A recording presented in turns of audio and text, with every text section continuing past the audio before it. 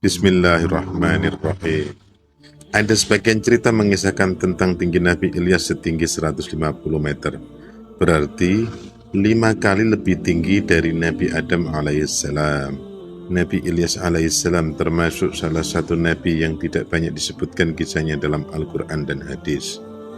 Al-Quran hanya menyebutnya dalam surat Al-An'am ayat 85 dan surat Asy-Syaffat ayat 123 sampai 132. Sebagian kisah Nabi Ilyas yang beredar di umat Islam berasal dari kisah Alkitab atau berasal dari sumber Israiliyat, sehingga perlu dipilah-pilah dan dipertimbangkan kembali berdasarkan kaidah dari Al-Quran dan hadis. Lalu bagaimana kisahnya? Silahkan tonton video ini sampai selesai agar benar-benar paham. La ilaha illallah Muhammadun Rasulullah alaihi salatullah wa alihi wal ahib. Assalamualaikum warahmatullahi wabarakatuh. Sahabat Rania Zubaidi, semoga kita semua dalam keadaan sehat walafiat.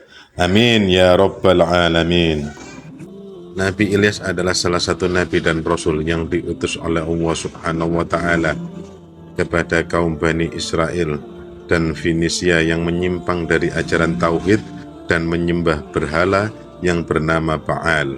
Nabi Ilyas hidup pada zaman kerajaan Israel atau Samaria yang dipimpin oleh Raja Ahab dan istrinya Izabel. Adalah seorang raja yang zalim dan tidak taat kepada Allah Subhanahu wa taala, yang membiarkan istrinya Izabel berasal dari Tirus membawa berhala Baal ke kerajaannya dan menyuruh rakyatnya untuk menyembahnya. Baal adalah salah satu dewa kuno dalam ajaran agama Kan'an kuno yang diyakini dewa kesuburan, hujan, petir. Nabi Ilyas berdakwah dengan penuh kesabaran dan keberanian kepada kaumnya agar mereka kembali kepada Allah Subhanahu wa taala dan meninggalkan penyembahan berhala Baal. Nabi Ilyas menegaskan bahwa hanya Allah yang berhak disembah dan hanya Dia yang menguasai alam semesta. Namun, kaumnya tidak mau mendengarkan seruan Nabi Ilyas dan tetap bersikeras menyembah Baal. Mereka bahkan menghina dan mengancam Nabi Ilyas. Di antara hal-hal tersebut, Nabi Ilyas memiliki mujizat-mujizat seperti halnya dengan nabi yang lainnya. Di antaranya adalah mendatangkan kemarau yang panjang dan hujan. Nabi Ilyas pernah mendatangkan kemarau selama 3 tahun di kerajaan Israel sebagai hukuman atas kemusyrikan mereka. Kemudian dia juga mendatangkan hujan setelah menantang para imam Baal di Gunung Karmel dan membuktikan bahwa hanya Allah Subhanahu wa taala yang dapat mengirimkan hujan. Mampu bertahan hidup dalam kemarau yang panjang, Nabi Ilyas pernah bersembunyi di lembah sungai Kerit selama kemarau dan Allah Subhanahu wa taala memberinya makan melalui seekor burung gagak. Selamat dari kejaran istri Raja Azab yang kejam itu. Nabi Ilyas pernah dikejar-kejar oleh istri Raja Ahab, Izabel, yang marah karena Nabi Ilyas telah membunuh para imam Baalnya. Namun, Allah Subhanahu wa taala melindungi Nabi Ilyas dari bahaya dan memberinya petunjuk untuk pergi ke Gunung Horeb. Namun, yang jadi bahasan kita kali ini adalah tentang kebenaran bahwa Nabi Ilyas memiliki tinggi 150 meter. Ada beberapa riwayat yang mengatakan bahwa Nabi Ilyas memiliki sayap tinggi 150 meter. Riwayat ini berasal dari kitab-kitab atau tafsir yang tidak memiliki sumber yang kuat atau sahih. Riwayat ini juga bertentangan dengan akal sehat dan kenyataan.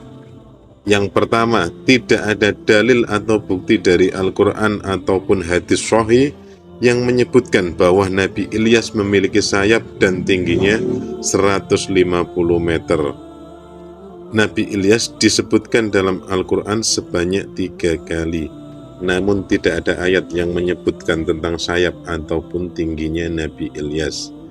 Yang kedua, tidak masuk akal bahwa Nabi Ilyas memiliki sayap dan tinggi 150 meter. Jika demikian, maka Nabi Ilyas tidak akan bisa berinteraksi dengan manusia lainnya secara normal. Ia juga tidak akan bersembunyi dari kejaran istri Raja Ahab atau berlomba dengan kereta Raja Ahab. Ia juga tidak akan bisa makan melalui burung gagak yang mengirimkan makanannya ke gua. Ketiga, tidak ada kenyataan atau bukti sejarah yang menunjukkan bahwa Nabi Ilyas memiliki sayap dan tinggi 150 meter. Jika demikian, maka Nabi Ilyas pasti akan meninggalkan jejak atau peninggalan yang sangat besar dan mencolok. Namun tidak ada penemuan arkeologis atau catatan sejarah yang menyebutkan hal tersebut. Oleh karena itu, riwayat yang mengatakan bahwa Nabi Ilyas memiliki sayap dan tinggi 150 meter adalah riwayat yang tidak benar dan tidak dapat dipercaya.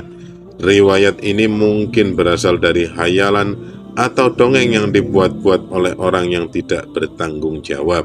Riwayat ini juga dapat menimbulkan kesalahpahaman, kerancuan tentang Nabi Ilyas. Nabi Ilyas adalah salah satu nabi dan rasul yang dihormati oleh umat Islam, umat Yahudi, dan umat Kristen. Kisah Nabi Ilyas ini dapat kita jadikan teladan. Semoga kita dapat mengikuti jejak Nabi Ilyas dalam beriman dan bertakwa kepada Allah Subhanahu wa Ta'ala. Wallahu a'lam. Sesungguhnya kebenaran hanyalah berasal dari Allah. Jika ada salah atau khilaf, itu dari saya pribadi. Jazakallah khair. Assalamualaikum warahmatullahi wabarakatuh.